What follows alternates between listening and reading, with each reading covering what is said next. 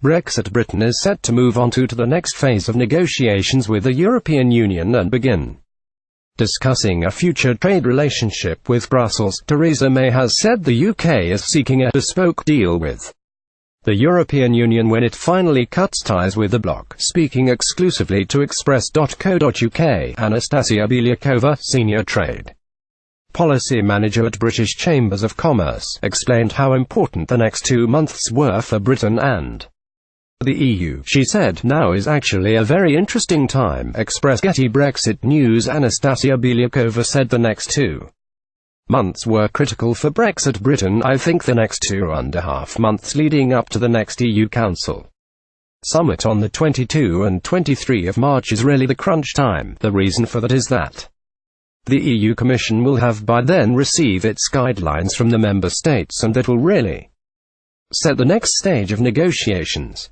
After that, it is much more difficult to influence how things are going. However, during the next 2.5 months is when member states are talking between each other.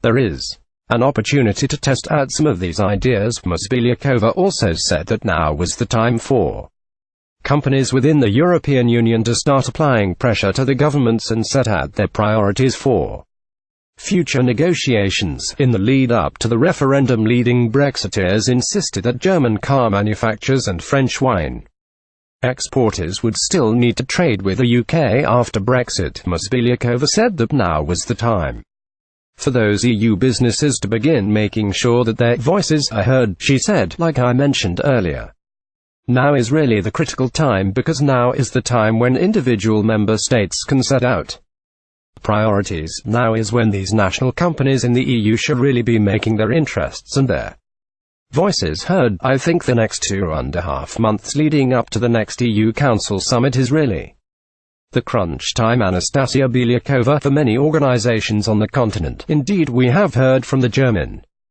Banking Association this week saying that the priority is not winning over business from the UK, it's continuity. "I think this is a message we are hearing from our partners, and we certainly hope this is going to be filtering up to the Commission as well." Philip Hammond declared the UK was open for business as he meets with potential future trade partners attending the World Economic Forum in Davos this week.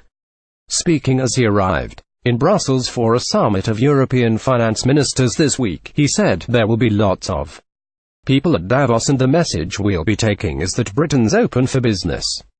Friday, December 8, 2017. Here is the 15-page Brexit deal in full. "We're keen to discuss with partners both European and further afield about our future relationships and Britain's role in the global economy, and in particular London's role in the global financial economy." The comments come after earlier this month the Prime Minister set out the kind of relationship the UK will seek with the EU in the next phase of negotiations. Theresa May told Andrew Marr, "Well, we are definitely leaving the EU on March 29, 2019, that's for sure.